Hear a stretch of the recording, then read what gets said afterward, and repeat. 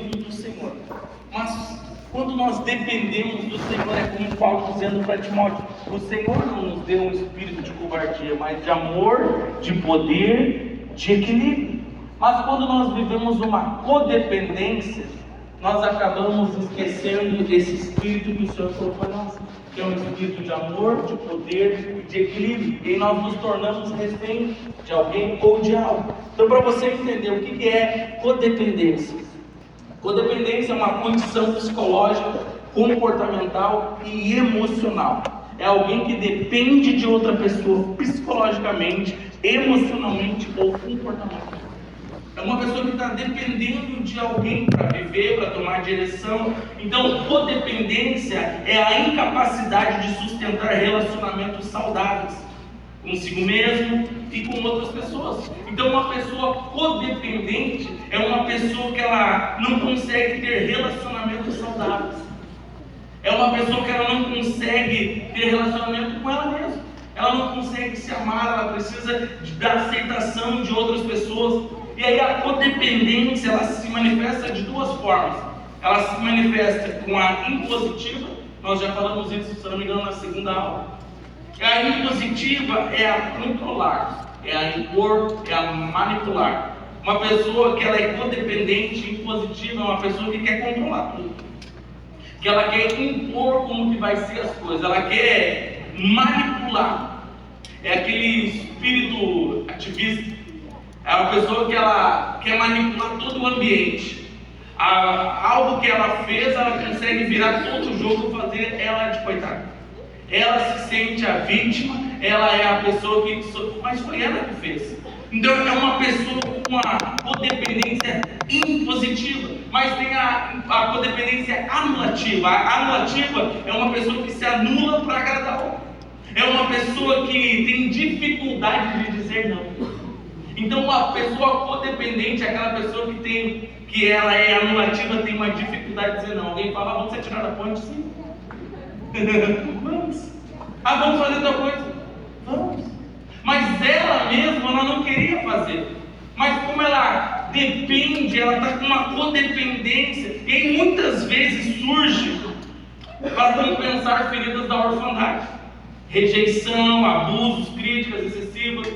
Aí uma pessoa codependente, alguém que já sofreu muito na sua vida, e aí ela não quer perder talvez alguém que ela gosta, que ela ama. Ela gosta de conversar, ela gosta de estar perto. E aí para não perder essa pessoa, ela não quer dizer não. A pessoa pede algo abusivo, ela fala: não, está tudo bem. Ela se sujeita a isso. Então tem a codependência impositiva e a anulativa. Então o que é os sinais de codependência, para você entender um pouco mais? Baixa autoestima. A pessoa, ela se sente inferior a qualquer outra. Ela vai conversar com alguém que ela acha que é um pouco mais do que ela começa a gaguejar. As mãos começam a suar.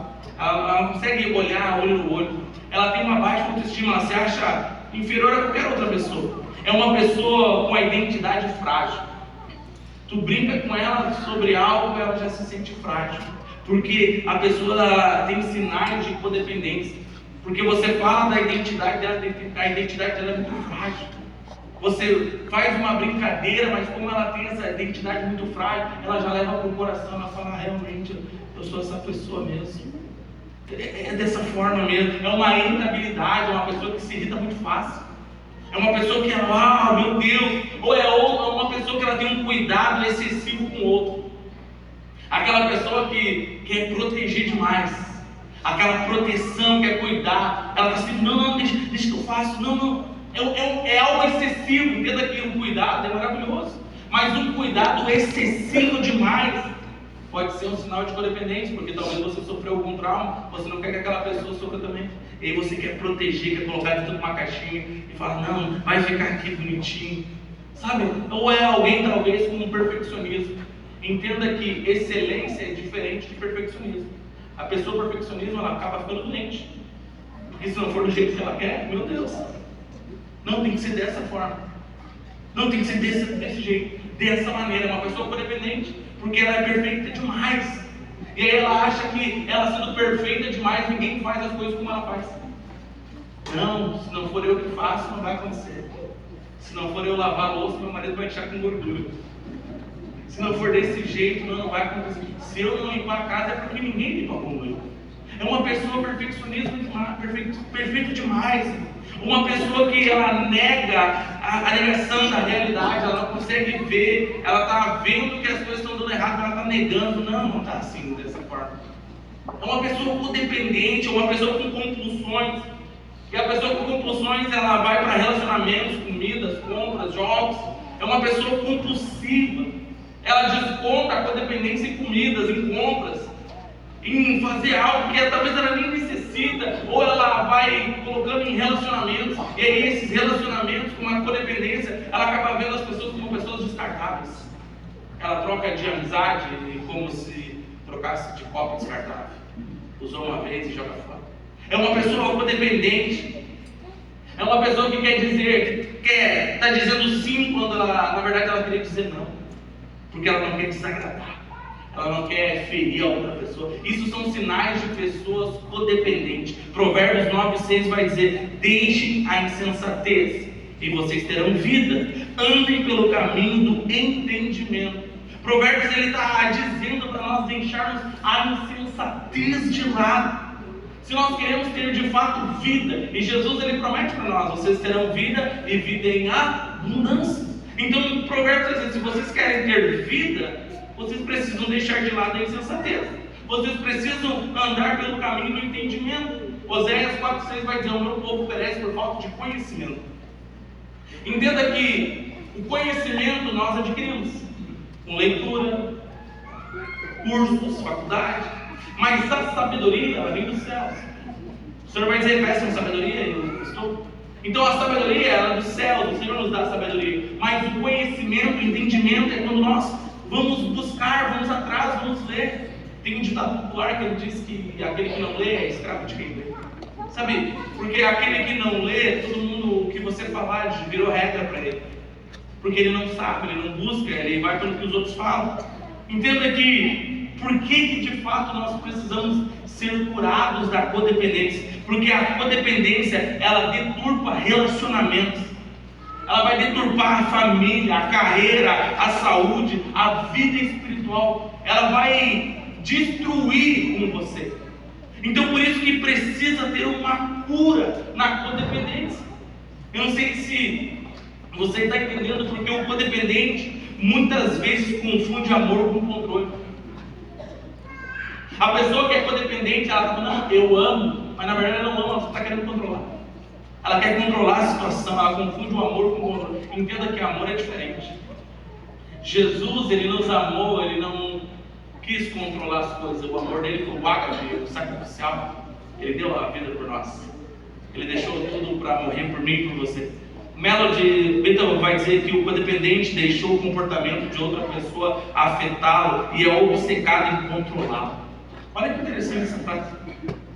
O codependente deixou o comportamento de outra pessoa afetá-lo e obcecado em controlá-lo. A pessoa deixa ser afetada. Ela acaba não vivendo mais a vida dela, ela vive a vida da outra pessoa. Ela já não se veste com as coisas que ela gosta, ela se veste com a opinião que os outros falaram sobre ela. Ela não se falou que tá bonito assim, tá tudo certo. Eu vou me vestir como uma pessoa se veste. Porque é uma pessoa que tem uma identidade muito frágil. Ela não tem a identidade enraizada, ela não tem algo firmado. Entenda que a codependência ela é progressiva. Porque a pessoa ela acaba trocando de relacionamentos, mas ela repete o mesmo padrão. Trocou, mas continua a mesma coisa. Porque o problema não está nas pessoas, o problema está nela. Ah, eu vou trocar de amizade porque essa amizade não está legal para mim. E aí vai para outra amizade e aconteceu a mesma coisa. E ela fala: ah, mas também as pessoas só erram comigo. O problema não é as pessoas, o problema é você. E aí quando você consegue ver, cai as escamas dos seus olhos, você fala: o problema realmente sou eu. O Douglas ele falou sobre isso aqui agora. Vamos, abra o coração, confesse. Porque isso é maravilhoso. E a codependência ela vai impedir os planos de Deus na vida do outro. Os planos de Deus daí é impedido porque não tem como Deus acessar o coração de outra pessoa, porque ela é codependente. Como que Deus vai assumir o controle do nosso coração, da nossa vida, se nós dependemos não de Deus, dependemos de outra pessoa? que nós estamos vivendo esse ambiente. Entenda, existe um caminho para a cura. Existe um caminho para nós sermos completamente dependentes do Senhor. Por isso que a decisão é: eu decido depender. Mas não depender da sua esposa, do seu marido, do seu amigo, depender do Senhor. Quando você depende do seu marido, da sua esposa, do seu amigo, você é codependente dele. Mas quando você é dependente do Senhor, você vive o extraordinário do Senhor todos os dias na sua vida. Amém. Sabe, o caminho para a cura é: desenvolva o seu próprio projeto de vida. Jeremias 29:11 vai dizer: porque sou eu que conheço os planos que tenho para vocês, diz o Senhor, planos de fazê-los prosperar e não de lhes causar danos, planos de dar-lhe esperança e um futuro. Olha que interessante, o caminho para a cura é você desenvolver o seu próprio projeto de vida. E o seu próprio projeto de vida está baseado na palavra de Deus. Por quê? Jeremias está dizendo aqui: porque sou eu que conheço os planos que tenho para vocês. Olha que interessante. Porque Deus, Ele tem planos individuais para cada um de nós. Então você não precisa viver o plano do outro, você precisa viver o plano de Deus para a sua vida. Você precisa viver aquilo que Deus planejou para você. O seu destino é de colaboração e não de codependência. É você colaborar com aquilo que Deus lhe planejou para você. Então eu queria que você hoje perguntasse para si mesmo: o que de fato você gostaria de alcançar? O que faz você feliz? Pense aí rapidamente. O que você gostaria de alcançar hoje? O que realmente faz você feliz? Sabe, Jesus, Ele está nos chamando para nós andarmos com Ele nessa jornada, de nós dependermos completamente do Senhor. Então, o segundo ponto aqui para o caminho da cura: você precisa amar o próximo, mas não viver a vida dele. É diferente você amar o próximo e querer viver a vida dele. Quem quer viver a vida do outro é porque é codependente.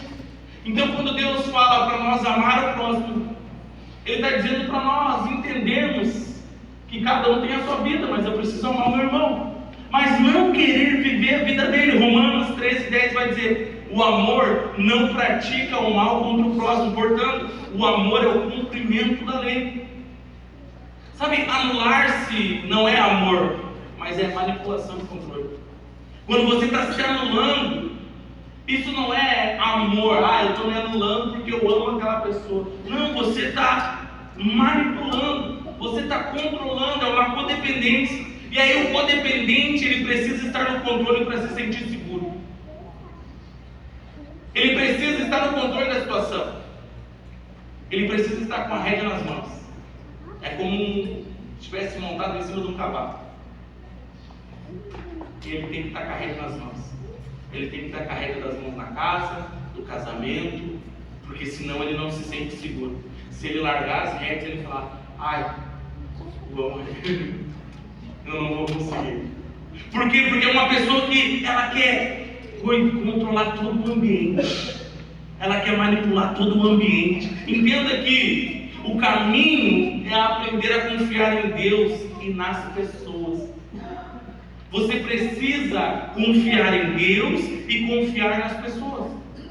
Porque a pessoa que ela é codependente e ela quer segurar as rédeas para se sentir seguro, é uma pessoa que não confia nos outros, só confia nela mesma. Ela acredita que todo mundo vai ferrar com ela. Mas se ela se olhasse no espelho, ela mesma está ferrando com ela. O que de fato o Senhor está querendo fazer com nós nessas segundas-feiras não é você olhar para o teu irmão, é para você olhar para você mesmo. O que de fato o Senhor está querendo fazer nessas segundas-feiras é você se olhar no espelho e ver que o problema não era as pessoas, o problema era você mesmo. E por isso que o Senhor ele está nos levando para esse caminho de cura, porque é muito fácil nós transferirmos para os outros aquilo que nós estamos causando.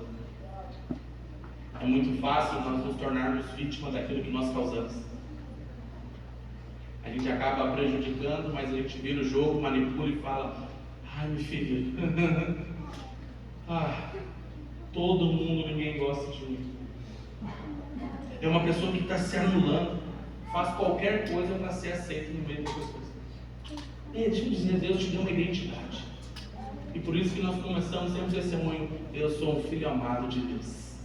Por que você está toda segunda-feira compartilhando aqui, falando de você e não dos outros que está começando? Eu sou Osnan, eu sou um filho amado de Deus. Para você entender de uma vez por todas que você não é um órfão, você é um filho de Deus. Isso está ficando gravado na sua memória. O terceiro ponto é: você precisa depender de Deus. Paulo vai dizer em 2 Coríntios, capítulo 3, verso 5: não que possamos reivindicar qualquer coisa com base em nossos próprios méritos, mas a nossa capacidade vem de Deus. Olha o que Paulo está querendo dizer: não é mérito nosso. A nossa capacidade de fazer qualquer coisa não vem de nós mesmos, vem completamente do Senhor. Ele que está dando o conhecimento, Ele que está dando a sabedoria, Ele que está dando para nós a expertise de fazer qualquer coisa. Qualquer talento o Senhor está colocando nas nossas vidas. Sabe, o homem moderno, ele vai se achar autossuficiente. Ele acredita que o que ele faz, ninguém mais faz, nem Deus. Ele acha que só ele sabe fazer aquilo. Ele se acha autossuficiente demais. Mas entenda algo: toda a capacidade ela vem de Deus. Se você tem um talento na sua vida, não é porque você é bom, é porque Deus achou graça em você. Então não se ache autossuficiente.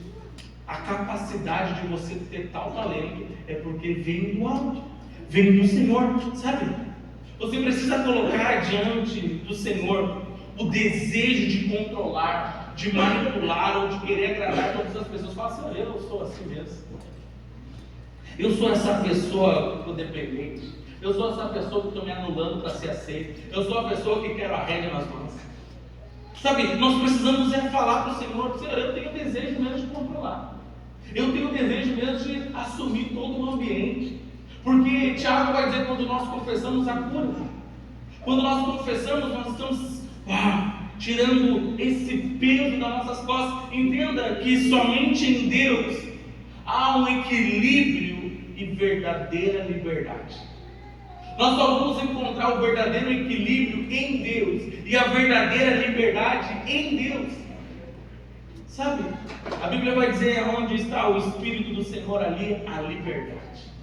Então nós de fato só vamos viver uma liberdade no Senhor, não em nós mesmos. A Melody Beto vai dizer também que se você quer se livrar da codependência, você tem que fazer alguma coisa para que isso aconteça. Resolver os seus problemas é a sua responsabilidade. Parece tão banal: resolver os seus problemas é a sua responsabilidade, mas é uma verdade. Nós precisamos parar de fugir das nossas responsabilidades. Nós, seres humanos, nós temos medo de conversas difíceis. Nós não conseguimos sentar na mesa, olhar olho no olho e falar o defeito: olha só, eu não estou gostando disso. Eu e a Brenda, nós temos algo, sempre quando tem algo desalinhado, e quem é casado sabe que o homem está sempre errado. E nós sempre sentamos para conversar. E ela fala alguns pontos: olha só, não estou gostando disso. E eu falo também: eu também não estou gostando disso. E aí nós ajustamos. Nós ajustamos o nosso casamento, nós ajustamos a nossa vida. Olha, essa forma que você falou foi muito grosseiro comigo. E eu falo: me perdoa, eu não percebi. Mas isso é feedback. É nós conversarmos. Mas eu vejo que muitas pessoas têm medo de conversas difíceis. Alguém feriu, alguém machucou. Meu Deus, o que eu faço? Esses tempos um rapaz, ele me fala: pastor, eu estou com um problema. Eu tenho uma ira dos meus pais, eu tenho uma ira disso. E começou a contar. E eu não sei o que eu faço, pastor. Eu falei: é simples. Chama eles, marca o café, paga o café e pede perdão. Porque eu vejo a vida com simplicidade.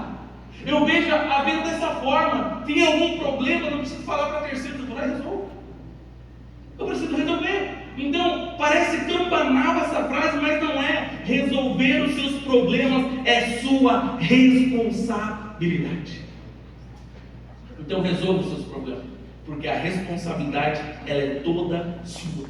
João 8,32 vai dizer: conhecereis a verdade, e a verdade vos libertará. Quem é a verdade? Jesus ele declara: eu sou o caminho, eu sou a verdade e eu sou a vida. Então nós precisamos conhecer Jesus. Quando nós conhecemos Jesus, nós conhecemos de fato aquele que vai nos libertar. Então entenda, essas segundas-feiras o Senhor está dizendo para você: você é um filho amado de Deus. Então não viva controlando nem sendo controlado. Se você é um filho amado de Deus, não fica controlando os outros e nem querer ser controlado. Porque de fato em Cristo você vai encontrar a sua verdadeira identidade, vai encontrar a sua cura, vai encontrar a sua liberdade. Isso é em Cristo e não nas pessoas. Vamos para o primeiro reflito. Abra aí seu livro.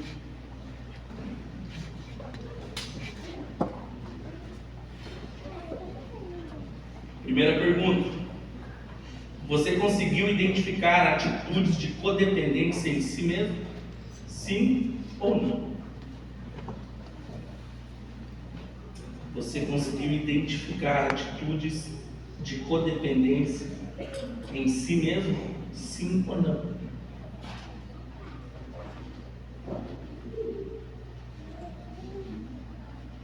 Segunda pergunta: que tipo de codependência você mais expressa? A anulativa ou a impositiva? A que se anula para agradar todo mundo ou a que quer controlar todo o ambiente? Seja verdadeiro.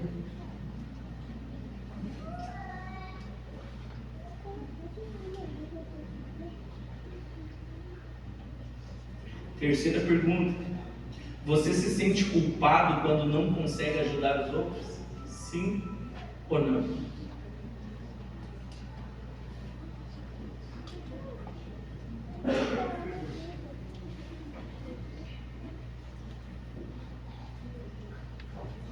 Quarta pergunta: há alguém na sua família, amigos ou outra esfera com quem você tem se importado mais do que você mesmo?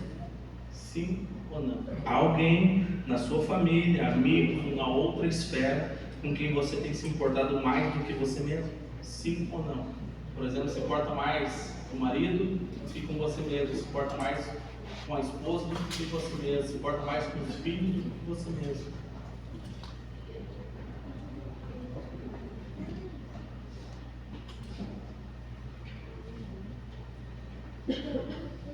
E quinta e última desse reflito: você tem um controle ou é controlado por alguém?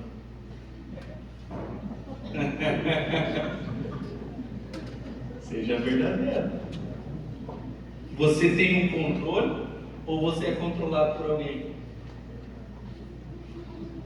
Você tem a codependência anulativa ou impositiva?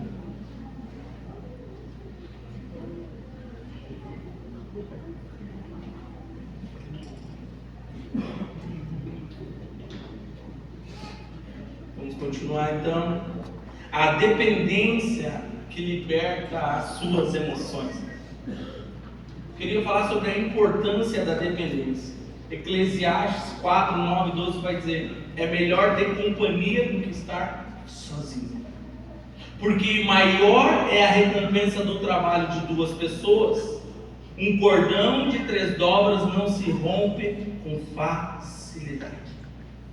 Sabe, a vida cristã, ela vai nos ensinar que nós precisamos depender de Deus, mas também nós precisamos contar com relacionamentos saudáveis, que eles vão nos sustentar em dias de crise. Por isso que Eclesiastes está dizendo: é melhor ter companhia do que estar sozinho, porque maior é a recompensa do trabalho de duas pessoas. Olha que interessante aqui para quem é casado. Maior é a recompensa do trabalho de duas pessoas. Isso quer dizer que o seu salário não é só seu, é dos dois. Amém? Não importa quem ganha mais, quem ganha menos, você faz parte de um time, vocês dois são um time. E aí, se vocês são um time, então o trabalho de ambos, a recompensa é maior do que ficar tudo dividido. Interessante, né? Sabe, quando nós entendemos a importância da dependência, nós estamos entendendo a importância da dependência nas nossas emoções, na depressão, na ansiedade, que nós precisamos depender de algo. E a Eclesiastes está dizendo, cara, é melhor um cordão de 3 dobras, ele não se rompe facilmente. Mas também é melhor a recompensa do trabalho de 2 pessoas. Nós precisamos de pessoas para nos ajudar. O salmista vai dizer no Salmos 18:6: na minha aflição eu clamei ao Senhor, do seu templo ele ouviu a minha voz. Sabe, entenda que a depressão e a ansiedade, elas são cada vez mais comuns na nossa geração. É algo, uma doença comum já. Se você fosse falar há 15, 20 anos atrás, não era tão normal assim, não era tão comum. Hoje você vai no médico, você fala algumas coisas e fala, ansiedade. Ou ele pergunta no GPT, o que é isso que ela sentiu? Você está com alguns outros sintomas, fala, está com sintomas de depressão, hoje já vou medicar.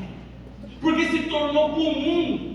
É comum já essas doenças, mas aí o salmista está dizendo, na minha aflição eu clamei ao Senhor, e do seu templo ele ouviu a minha voz. Então entenda que nem toda tristeza é doença. Em muitos casos é apenas parte da experiência humana. Faz parte nós termos tristeza na nossa vida.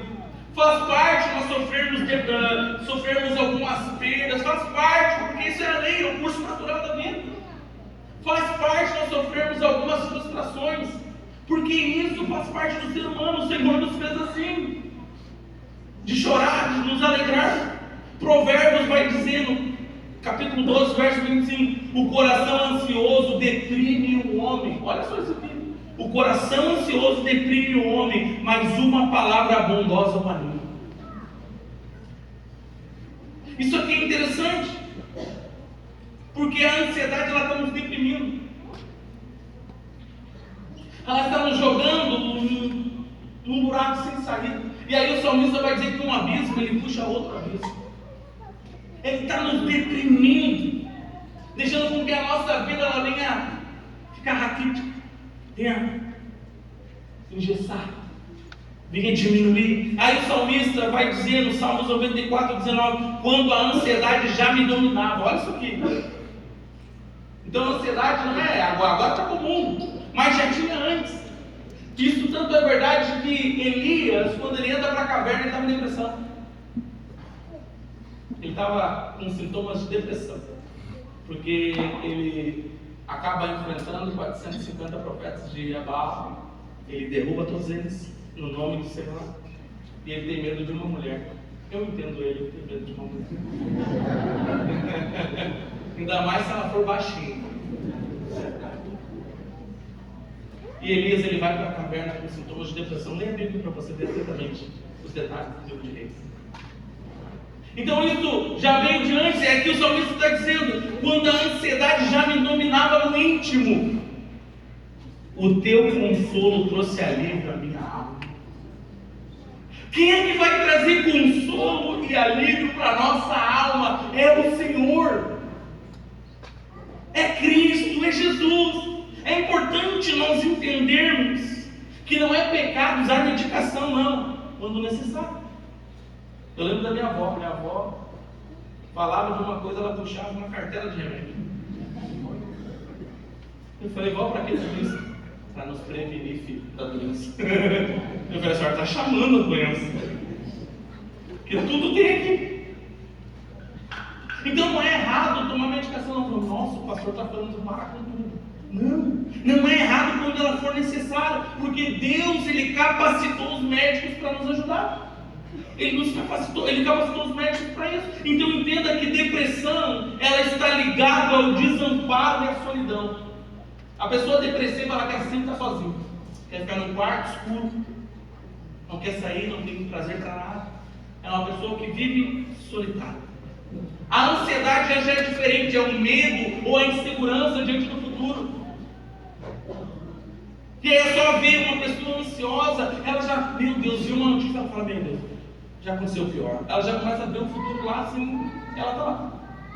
Porque uma pessoa ansiosa, Uma pessoa que ela, meu Deus, o futuro, o que vai ser? Como que vai acontecer? Será que vai... Calma. A Bíblia vai dizer, basta cada dia o seu mal. O que a Bíblia está querendo dizer é, viva um dia de cada vez. Confia no Senhor, depende. Sabe, existe, vou falar alguns sintomas comuns da depressão. Se você tiver alguns, anota e fala, meu Deus, socorro. Alguns sintomas comuns da depressão: interesse ou prazer diminuído nas atividades. Você diminuiu, não tem.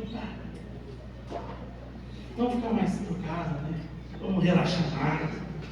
Ou uma pessoa com distúrbios de apetite, ou ganha ou perda de peso.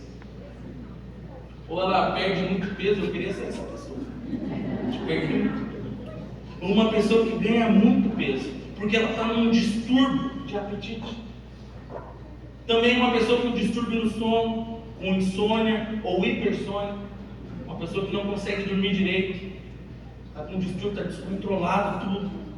Ou uma redução geral no nível de atividade. Você diminuiu tudo, reduziu tudo para bem menos da metade. Ou uma pessoa com agitação, com ansiedade. Ou talvez com um desânimo, uma fadiga, ou uma perda de energia. Você fala, nossa, eu era tão... Agora parece que está cansado, uma fadiga, não tem energia para nada, está sempre cansado. Ou é uma pessoa com sentimento de inutilidade ou culpa, se culpa por tudo, ou se sente inútil, ninguém me quer lá, porque não presta para nada. Não presta nem para varrer direito. Sinais, sintomas de depressão. Também uma confusão cognitiva. A pessoa está confusa, fala nada com nada. A pessoa entra em vários assuntos ao mesmo tempo. Ela está falando com nada, porque ela está confusa cognitivamente. Ou a pessoa tem uma ideação suicida, ela quer se matar. Imagina se eu atirasse esse carro aqui agora para esse caminhão. Nem vai sentir minha falta mesmo. Imagina se eu acabo com os meus problemas. É pessoas com sintomas de depressão. Para ela, a morte já é a solução de todos os problemas. Tu vai me dizer que você, quando tem um problema muito grave, você não precisa se matar. Nossa, imagina, acabar com tudo agora. Mas na verdade, esses são os sintomas que nós precisamos ligar o alerta. E também tem alguns sintomas de ansiedade que eles podem oscilar na nossa vida. E são eles: cansaço. A pessoa está sempre cansada. Uma hora está bem, uma hora está cansada. Existem picos na sua vida. Ou a pessoa estar facilmente fadigada. Fez qualquer coisa, nossa, que canseiro. Subiu essa escada aqui, facilmente fadigado, uma pessoa com dificuldade de concentração. Eu estou falando, ela já está olhando para outro lugar. Ela não consegue se concentrar 1 hora e meia. Parece que ela é pessoa com sintomas de ansiedade, uma pessoa com lapsos de memória. Ela não consegue. Parece que eu não lembro, mas não lembro. Ela tem alguns lapsos de memória, uma irritabilidade, se irrita muito fácil. Mastigou diferente na frente dela, falando, que nojo isso. Não é nem para mastigar o chiclete e a boca fechada. Para que tomar um suco fazendo barulho? Nossa, tem uma mulher aqui nos dias, ela fala, nossa, estou ansiosa. Ou uma pessoa com tensão muscular, ou uma dificuldade para relaxar. Você dorme cansado e acorda mais cansado ainda. Porque a sua musculatura ela não relaxa. Você acorda com dor nos dentes. O carrinho aqui está doendo de tanto você pressionar. Já está com bruxismo. Porque você não consegue de relaxar a musculatura. Porque já está com sintomas de ansiedade. Uma pessoa que tem alteração no sono, ela tem uma dificuldade de pegar no sono, ou um sono insatisfatório, não consegue dormir bem. Pode dormir 8 horas, mas fala, nossa, que noite terrível. não foi tão bom assim.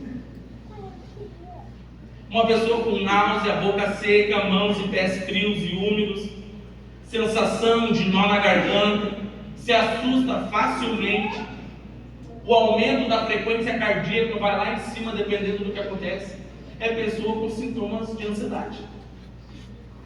Então, como de fato nós vamos lidar com a depressão e a ansiedade? Primeiro de tudo, vença o silêncio. 1 Pedro 5,7 vai dizer: lancem sobre ele toda a sua ansiedade, porque ele tem cuidado de vocês. Para nós lançarmos sobre ele toda a nossa ansiedade, nós precisamos romper com o silêncio. É preciso falar o que nós sentimos.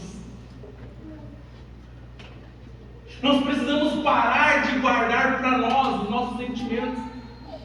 Não vamos, claro, extravagar, chegar tudo na mesa, chutar tudo. Não, mas é expressar os seus sentimentos, falar o que você está sentindo. Você precisa abrir o seu coração para amigos, para familiares de confiança, ou talvez um profissional se for necessário, vai no psicólogo. Não tem problema. Pastor, mas eu não estou doente, mas não tem problema. Se não confia nas pessoas, vai no psicólogo. Ele vai te ouvir, vai falar algumas coisinhas. Não tem problema. A medicina, a saúde, os enfermeiros, os psicólogos, os médicos estão aí para isso. Mas você não pode guardar isso para você. Tem pessoas que elas estão definhando, não por fora, mas por dentro, porque elas não falam o que elas estão sentindo. O casamento está em ruína, ela fala: não vou falar para não ofender. Não, mas daí você está morrendo. Você está desmoronando por dentro. Você não aguenta mais. Então você precisa, primeiro de tudo, romper com o silêncio. Aí entenda que a cura é um processo em que Deus vai atuar. Quando você rompe com o silêncio, quando você fala o que está sentindo, Deus fala: agora eu posso agir com cura. Agora eu posso manifestar a minha cura. O segundo ponto é: você precisa olhar para o seu passado. O salmista vai dizer no Salmo 139:16: os teus olhos viram o meu embrião. Olha só isso. Todos os dias determinados para mim foram escritos no teu livro antes de qualquer deles existir. Uau! Forte isso. Porque Deus te conhecia mesmo antes de você nascer. Deus nos conhecia antes mesmo de nós sermos um embrião. Porque o salmista está dizendo isso aqui. Deus, os teus olhos viram meu embrião todos os dias determinados para mim. Então existem dias determinados para nós. Nós não sabemos qual vai ser o nosso último dia. Mas Deus já determinou todos os dias para nós. Todos eles foram escritos no livro antes de qualquer deles existir. Então, antes de os nossos dias existirem, Deus já tinha escrito no livro dele. Já está escrito. Ele já sabe tudo como vai ser. Entenda que o nosso presente é o reflexo do que vivemos. Aí Jesus, ele estava conosco em cada momento. Cada parte, ele pode nos ajudar até nas nossas memórias dolorosas. Porque ele já sabia disso. Então nós precisamos do quê? Olhar para o passado. O passado, ele não pode nos assombrar. Nós temos que olhar e ver: eu sei de onde eu vim e onde eu estou. E eu sei que o meu Redentor vive. Jó vai dizer: antes eu te conhecia só de ouvir falar, mas agora eu te vi pessoalmente. Eu conheço o Senhor, eu sei quem é o Senhor. Sabe, talvez você, antes de começar essa segunda-feira, você só ouvia falar do Senhor, mas agora você vai saber quem de fato Ele é. Há uma diferença de você ouvir e de você saber. Quando você ouve a experiência dos outros, quando você sabe a sua experiência com Ele. E aí, quando é a sua experiência com Ele, muda tudo. Marca. Sabe, o terceiro ponto é que você precisa ter as melhores expectativas para o seu futuro. Lamentações 3:25 vai dizer: o Senhor é bom para com aqueles cuja esperança está nele, para com aqueles que o buscam. Nós precisamos ter expectativas para o futuro. Você precisa ter expectativa do que vai acontecer daqui uns dias, daqui uns meses, daqui uns anos. Sabe a pergunta que fica? É: como que você se vê daqui 5 anos? Como que você se vê daqui 10 anos? Ou quem você era há 5 anos atrás? Ou quem você era há 10 anos atrás? Nós precisamos ter expectativa, porque Deus, Ele pode e Ele quer nos surpreender. E aí esperar em Deus é esperar com confiança alegre. Quando nós estamos esperando em Deus, nós estamos esperando com confiança alegre, porque nós sabemos que o futuro é maravilhoso. Como Jeremias diz, pois eu sei os planos que eu tenho para vocês. Eu sei o que eu tenho para vocês. E aí a Bíblia vai dizer que os sonhos de Deus são maiores que os nossos. Mas como que os sonhos de Deus vão ser maiores que os nossos se nós não temos nem expectativa de sonhar? Você já imaginou isso? Como que os sonhos de Deus serão maiores do que os nossos? Nós nem sonhamos. Nós nem temos a expectativa de que será o nosso futuro. Entenda que não basta ser passivo, precisamos declarar a palavra de Deus e agir com fé. Nós precisamos declarar sobre o nosso futuro. Nós precisamos declarar quem nós seremos daqui a um tempo. Sabe, abre a sua boca, fale. Tem expectativa do seu futuro. Nossa, daqui 5 anos o meu casamento será o melhor casamento que tem. Pelo menos para mim vai ser. Nós precisamos declarar daqui tanto tempo, eu vou estar em tal lugar, você em tal coisa, eu vou estar servindo Jesus apaixonadamente, ainda mais, com mais intensidade. Nós precisamos ter expectativa. Nossa, eu não sei você, mas eu fico pensando, cara, se Deus já fez isso tudo nos meus 33 anos, como vai ser nos meus 50?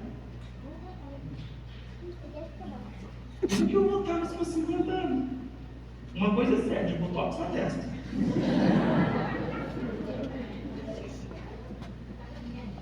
Sabe, nós precisamos ter expectativa de um futuro.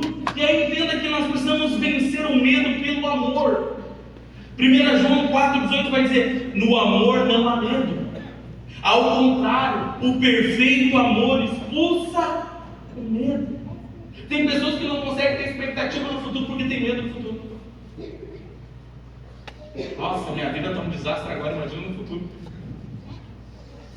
Não para com isso. O que você está vivendo hoje não define quem você vai ser amanhã. O que está acontecendo hoje não quer dizer o que vai ser, você vai ser amanhã. Tem expectativa, então vença o medo pelo amor. Entenda algo. O amor de Deus, Ele lança fora todo medo. Mas que medo é esse? Você já parou para pensar nesse texto aqui? No amor não há medo, ao contrário, o perfeito amor expulsa o medo. Mas vamos lá. Que medo é esse? O amor lança fora. Sabe qual é o medo? O medo de falhar. O medo de ser rejeitado de novo. O medo do futuro. O medo de não ser suficiente. Aí o perfeito amor lança fora esse medo que você tem. Medo de ser rejeitado. Medo do futuro. Medo de não ser o suficiente. E aí o perfeito amor de Deus está lançando fora esse medo que você tem. Olha como muda a perspectiva. O quinto ponto é: receba as bênçãos como dádiva e não como dívida. Porque nós, seres humanos, acabamos recebendo as bênçãos de Deus como uma dívida. Na verdade, não existe dívida nenhuma. Nós precisamos receber as bênçãos como uma dádiva. O salmista vai dizer no Salmo 118, 21: dou-te graças porque me respondeste e foste a minha salvação. Entenda que tudo o que nós recebemos é a graça de Deus. E não é por pagamento de algo que nós fizemos. Aí eu entendo que a gratidão, ela vai abrir espaço para alegria e para confiança. Quando nós agradecemos, está abrindo uma porta. E essa porta é uma porta de alegria e de confiança. Deixa eu parafrasear para você aqui Lamentações 3, 20 e 26. Quero trazer à memória minhas experiências do passado. Não para viver aprisionado lá, mas para trazer ao presente as memórias que me impulsionam para o futuro de esperança. Eu vou repetir para você entender. Eu estou parafraseando esse texto. Quero trazer à memória as minhas experiências do passado. não para viver aprisionado lá, mas para trazer ao presente as memórias que me impulsionam para o futuro de esperança. O que eu quero dizer é que eu preciso trazer minhas memórias do passado para ser meu trampolim para o futuro,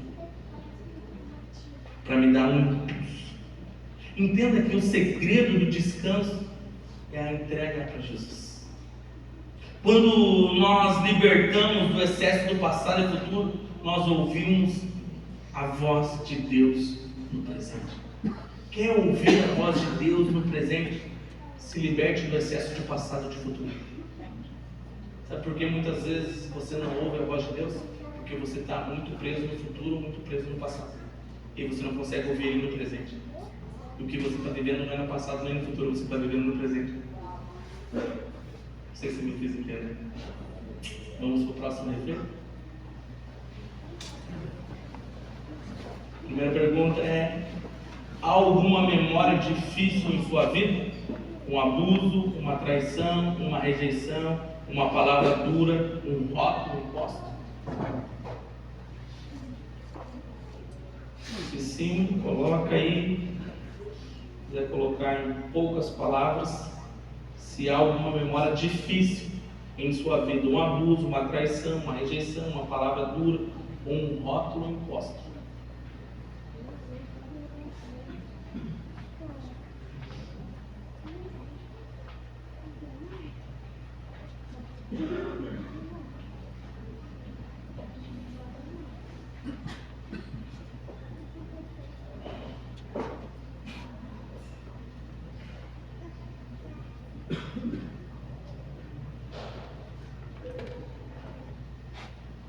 Segunda pergunta: você tem quais expectativas em relação ao seu futuro?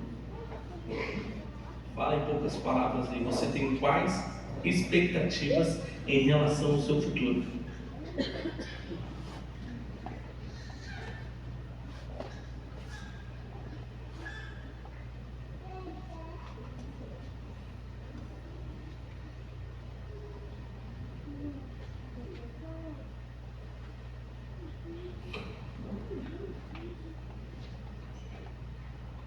Você tem quais expectativas em relação ao futuro?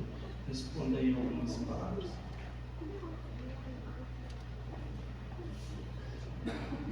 Seja ousado.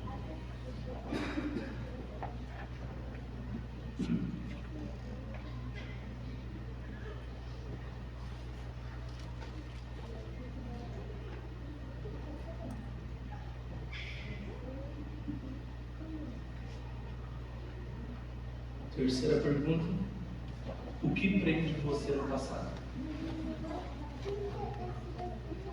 O que prende você no passado?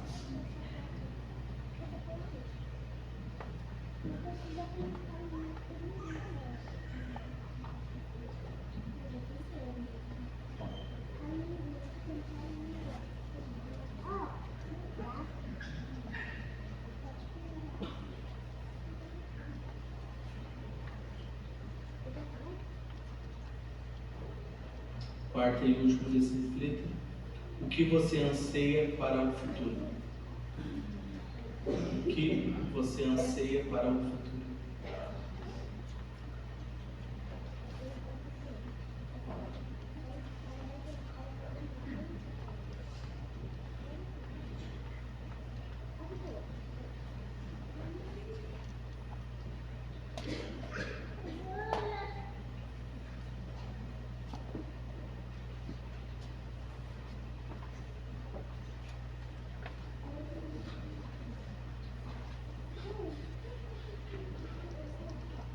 Quero falar um pouquinho sobre dependendo um dia de cada vez. Mateus 6,33 vai dizer: busquem, pois, em primeiro lugar o reino de Deus e a sua justiça, e todas essas coisas lhes serão acrescentadas. Quando Mateus está dizendo busquem em primeiro lugar o reino de Deus, ele está falando que o resto das coisas, elas serão acrescentadas. Então o que ele está querendo dizer é que a prioridade de tudo é o reino de Deus e a sua justiça. Quando nós invertemos a ordem desses fatores, nós acabamos saindo frustrados. Porque depender de Deus é uma decisão diária. Todos os dias eu preciso falar, eu quero depender do Senhor. Sabe, nós vivemos a tentação constante de olhar para o passado, que é a depressão, ou para o futuro, que é a ansiedade, ou de nos sobrecarregar no presente, que é o que? O estresse. Só que Jesus ele vai nos ensinar em Mateus 6, 25 ou 34. Portanto, não se preocupe com o amanhã, pois o amanhã se preocupará consigo mesmo. Basta cada dia o seu próprio. Sabe, a dependência de Deus tem que ser cada dia. E isso é uma decisão diária. Quando nós ficamos presos ao passado, quando nós vivemos uma vida depressiva, ou quando nós queremos estar sempre preocupados com o futuro, nós estamos vivendo uma vida ansiosa. Ou se nós estamos nos sobrecarregando, nós estamos vivendo uma vida de estresse. Está sempre estressado. E Jesus vai dizer em Mateus 11, 28, vinde a mim todos que estáis cansados e sobrecarregados, dizendo, estressados. Porque quando nós estamos numa sobrecarga, nós vivemos estressados. Vivemos uma vida completamente estressadas. Aí confiar em Deus não significa passividade, mas é orar para discutir isso. Confiar em Deus não significa passividade, mas é orar como se tudo dependesse dele e agir como se tudo dependesse de você. Isso é confiança em Deus, é orar como se tudo dependesse dele e agir como se tudo dependesse de você. Agora eu entrego nas mãos do Senhor e cruz as pernas. Não. Você precisa orar com a confiança que tudo é dele, tudo ele vai fazer, mas você precisa o que? Fazer a sua parte. Por isso que significa oração é orar mais ação.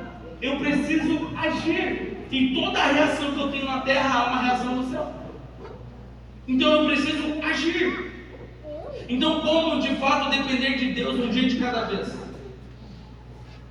Primeiro de tudo, negue-se a si mesmo e faça a vontade de Deus.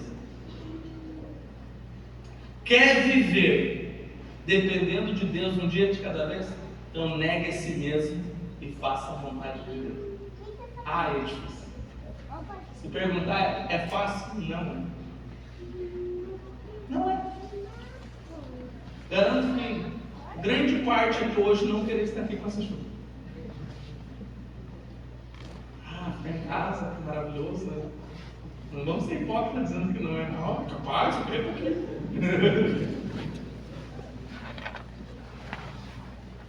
Mas se você quer depender de Deus um dia de cada vez, Lucas vai dizer, capítulo 9, verso 26, se alguém quiser acompanhar, negue a si mesmo, tome diariamente a sua cruz e siga-me.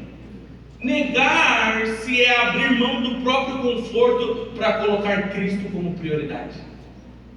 Quer saber de fato o que é negar a si mesmo? É você negar o seu próprio conforto para colocar Cristo como prioridade. Se você quer depender de Deus um dia de cada vez, negue seu conforto e coloque Cristo como prioridade. Porque eu entendo que cada decisão de hoje ela vai preparar uma vitória no futuro. Cada decisão que eu tomo hoje prepara uma vitória no futuro. Josué 3,5 vai dizer, santifiquem-se, pois amanhã o Senhor fará maravilhas entre vocês. Então uma decisão hoje, eu posso viver maravilhas amanhã. Quando eu tomo uma decisão hoje completamente de negar a minha vontade, e aí eu negar a si mesmo, é negar o meu eu, negar a minha vontade, negar aquilo que eu gostaria de fazer, e para fazer a vontade de Cristo. E deixa eu falar algo. A grande parte, ou a grande maioria das vezes, a vontade de Cristo não é a mesma que a minha e a sua. Parece que Ele tem um poder de nos contrariar. Porque a vontade dele é boa, perfeita e agradável. Às vezes a nossa vontade é boa aos nossos olhos carnais. Mas a vontade de Deus é a vontade espiritual. Ele já sabe o que vai acontecer no futuro. Então, se nós queremos depender dele um dia de cada vez, nós precisamos negar a nós mesmos e fazer a vontade de Deus. E aí, o segundo ponto é você precisa reconhecer a sua identidade de filho. João 1,12 vai dizer: aos que receberam, aos que creram em seu nome, deu-lhes o direito de se tornarem filhos de Deus. Aos que receberam, aos que creram em seu nome, deu-lhes o direito de se tornar filhos de Deus. Sabe, relacionar-se com Deus como Pai transforma feridas do passado e vai fortalecer o presente e gerar uma confiança no futuro.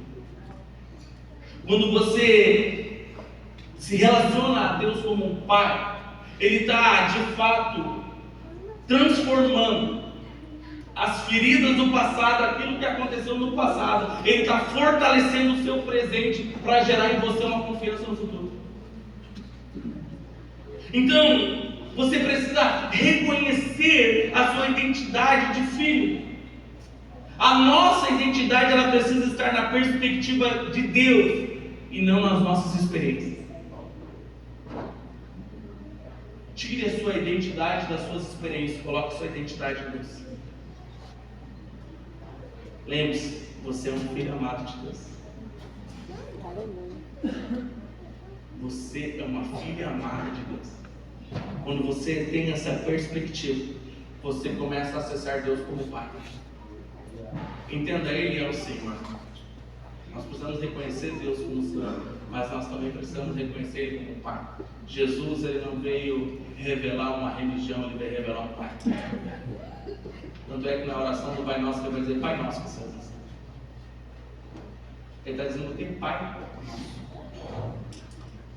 Ele já estava dizendo que ele ia partilhar do Pai que era somente dele com nós. Olha que poderoso isso. Ele está dizendo: Ei, Pai Nosso. O Pai é meu e o Pai é seu. Então não me veja como um privilegiado ou como alguém que você admira como um privilegiado. Você é filho da mesma forma que aquela pessoa. Eu acredito que você sente que eu sou extremamente abençoado por Deus. Mas sabe por que eu sou abençoado por Deus? Porque eu aceitei fazer a vontade dele, não a minha. Você pode ser extremamente abençoado por Deus se você parar de lutar com Ele e ficar jogando junto com Ele. Aleluia.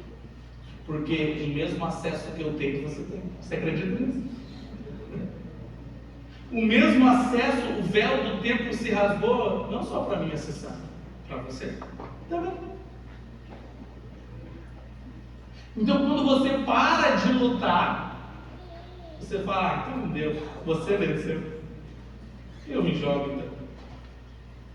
E aí você começa a acessar a Deus como um Pai. E aí você entende a sua identidade na perspectiva do céu e não nas suas experiências. Então você precisa reconhecer a sua identidade de filho. O terceiro ponto: você permita-se descobrir coisas novas diariamente. Deixa eu surpreender você hoje. Você não sabe de tudo. E você vai morrer não sabendo de tudo. Quem para de aprender, para de crescer. Todos os dias nós precisamos nos permitir viver coisas novas. Deuteronômio 29 vai dizer: as coisas encobertas pertencem ao Senhor, ao nosso Deus, mas as reveladas pertencem a nós e a nossos filhos para sempre. Olha que interessante esse texto. As reveladas pertencem a nós e a nossos filhos para sempre. Deus tem sempre algo novo todos os dias para nós. Nós precisamos estar dispostos a coisas novas diariamente. Só que quando a gente vai falar de coisas novas, a gente fica: não, deixa assim, tá bom. Porque o novo nos assusta. O novo nos causa um espanto. Porque você já está acostumado a fazer a mesma coisa. Tudo repetitivo.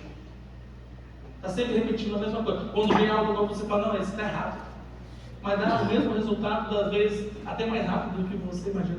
E você fala: não, tudo certo, o que eu faço é o certo, esse está errado.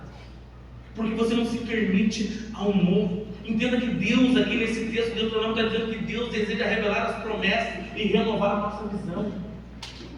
Deus, Ele está disposto, Ele deseja revelar as promessas dEle para nós e renovar a nossa visão.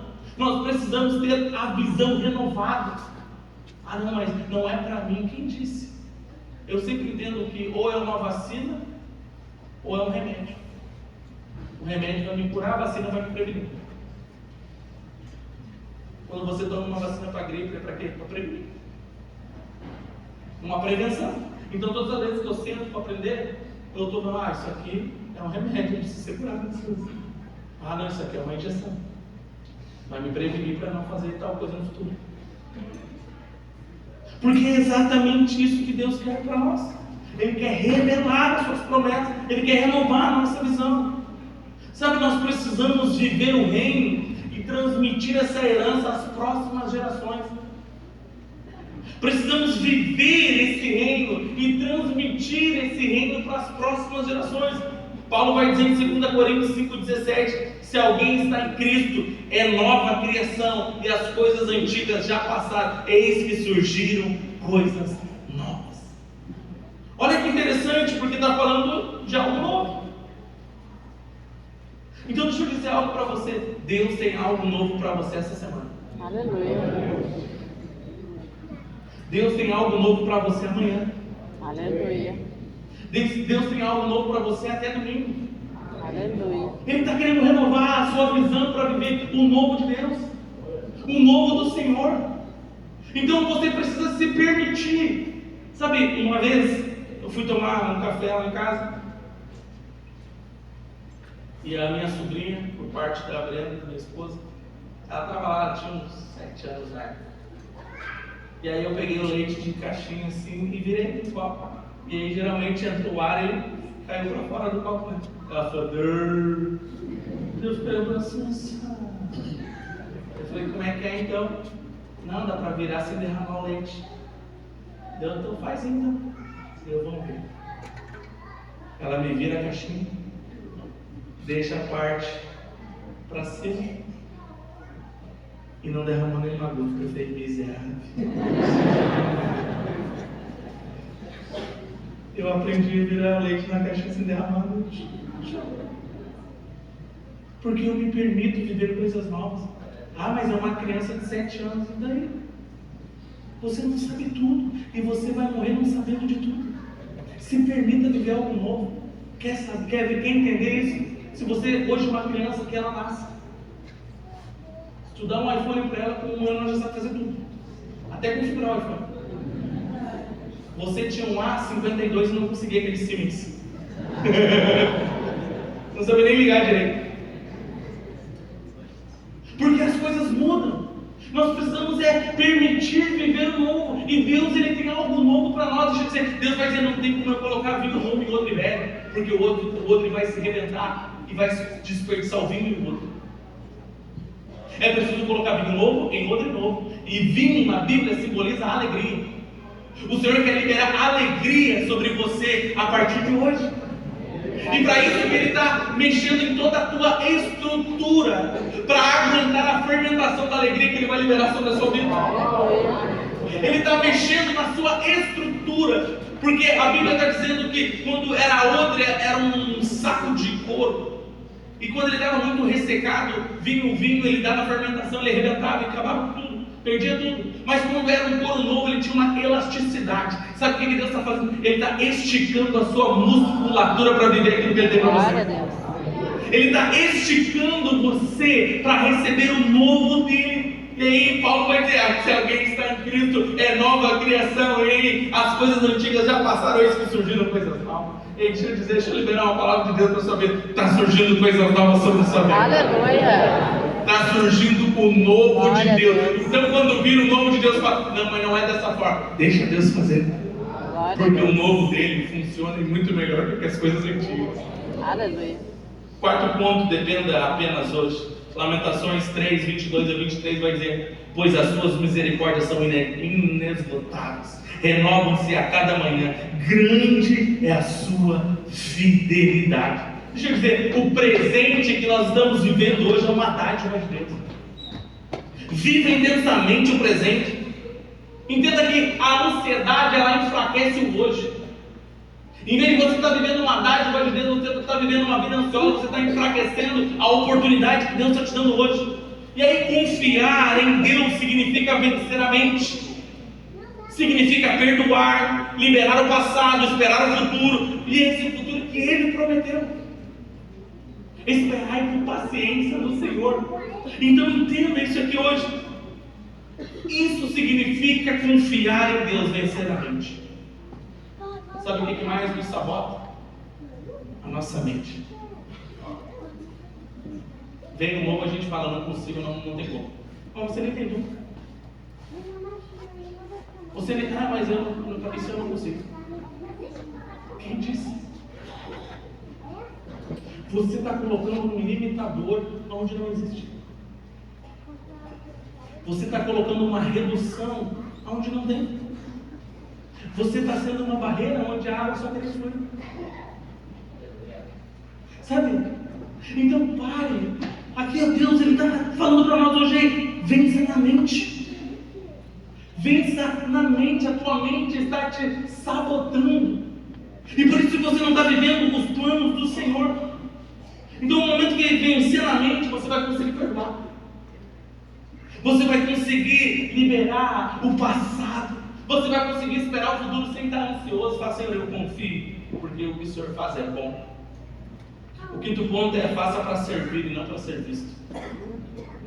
Mateus 20, 27, 28. Quem quiser ser o primeiro, deverá ser o escravo, como o filho do homem, que não veio para ser servido, mas para servir. Sabe, enquanto o mundo ele valoriza egoísmo, fama, Jesus ele vai nos chamar para humildade e serviço. Só que Deus ele está nos chamando para servir e não para serviço. Quando nós estamos fazendo para serviço, nós estamos fazendo para Ele. Quando nós estamos servindo em humildade, nós estamos fazendo com Ele. Há uma diferença de fazer para Jesus e com Jesus. Com Jesus nós não nos cansamos. Com Jesus nós não nos comparamos. Mas para Jesus eu me comparo. O fulano não está fazendo tal coisa, eu estou. Ele não está fazendo aquilo ali, mas eu faço. Porque existe uma comparação quando você passa para Jesus. E quando você passa para Jesus, o fardo é pesado. A mochila está sobrecarga. Mas quando você passa com Jesus, o fardo é leve. O jugo é suave, é maravilhoso, é prazeroso. Você não quer serviço, você apenas quer servir. Você apenas quer agradar ao Senhor. Sabe? Servir é a essência do reino de Deus. Jesus, Ele veio para servir e não para se servir. João 13, se não me falha a memória, quando Jesus chega com os discípulos e Ele chega na mesa para eles terem um tempo junto, os discípulos eles estavam esperando qual era o servo que iria lavar os pés deles. Porque existia na época 4 tipos de servos, e o servo mais inferior era aquele que lavava os pés das pessoas quando entravam dentro de casa. Porque eles andavam de sandália, chegavam com os pés sujos. E para entrar na casa, deixava a sandalinha e alguém lavava os pés para eles entrar para dentro. E eles estavam esperando o servo que faria aquilo para lavar os pés. E o servo foi o Senhor Jesus. Ele pegou a bacia, pegou a palha e lavou os pés deles. E Jesus ele faz um trocadilho aqui que a gente acaba não percebendo nas Escrituras. Ele vai dizer: vocês me chamam de mestre e Senhor, mas eu sendo Senhor e mestre, fiz isso para vocês. Jesus está dizendo: antes de eu ser mestre, eu sou Senhor. Eu estive na criação. Eu estive no princípio de todas as coisas. No princípio era o verbo era Deus, o verbo estava com Deus, e por meio do verbo as coisas aconteceram. Jesus está dizendo: vocês estão me chamando de mestre, eu sou mestre aqui na terra, mas antes de ser mestre, eu sou Senhor no céu. E eu sendo Senhor, eu estou lavando os pés de vocês, então eu vou e faço o mesmo. A essência do reino de Deus é servir. O quão prazeroso é nós servirmos as pessoas. João 16, 13 vai dizer: mas quando o Espírito de verdade vier, Ele os guiará e a toda a verdade, não falará de si mesmo, falará apenas do que ouvir, e Ele anunciará o que está por vir. Sabe, o Espírito Santo, Ele habita em nós, Ele nos capacita a depender de Deus diariamente. Sabe, as lutas, elas não desaparecem. Mas nós vamos entender que nós nunca estivemos sozinhos. Quando nós entendemos quem é o Espírito Santo, você vai entender que você nunca esteve sozinho. O Espírito Santo ele é uma pessoa. Em Atos dos Apóstolos, capítulo 2, eles não estavam esperando um poder, eles estavam esperando uma pessoa. Era a pessoa do Espírito Santo, porque Jesus vai dizer: eu vou ao Pai, mas eu deixarei o Consolador, eu deixei o Espírito Santo. Jesus era uma pessoa, eles estavam esperando a pessoa do Espírito Santo. E quando nós entendemos que a pessoa do Espírito Santo, ela quer relacionamento, e que ela sempre esteve conosco, então todos os momentos da sua vida você nunca esteve sozinho. Você achou que estava, mas nunca esteve. Ele sempre esteve com você. E quando você consegue entender e tratar ele como uma pessoa, a sua vida muda completamente. Vão te chamar de doido falando sozinho, mas é que o Espírito está do lado de você. Pode estar dirigindo no carro, falando com ele no banco. E aí? Não botou o cinto hoje, né? A oração é uma via não única, é de mútuo. Você fala, mas você precisa ouvir. E Ele quer falar com você a partir de agora. Aleluia. Audivelmente. O seu coração. Sabe? Depender do Pai é o segredo para vencer a cada dia. Vamos para o Reflita e as perguntas facilitadoras. Vamos. Reflita tem uma pergunta só. Para você responder em poucas palavras, mas como você tem guiado as suas emoções? Como você tem guiado as suas emoções? Responda em poucas palavras.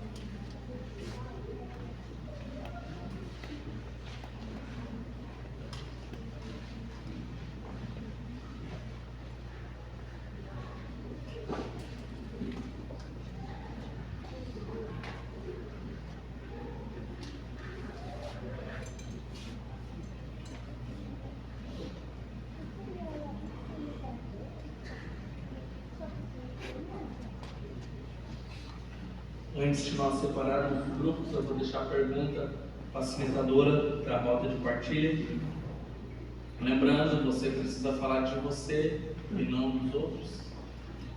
Se o responsável do grupo vê que a pessoa está falando de outras pessoas e não dela, levante a mão para que ela volte a falar dela mesma. Então nós vamos separar os grupos e eu vou falar a pergunta antes de separar os grupos. A pergunta facilitadora para essa compartilhamento é: em quais áreas você não tem conseguido depender de Deus? Em quais áreas você não tem conseguido depender de Deus? Então você vai fazer o seu grupo agora, grupo aquele que você está desde o início, vai para os seus campos aí, você partilha, lembrando: eu sou um filho amado de Deus, vencendo, fala o que você está vencendo, e a pergunta facilitadora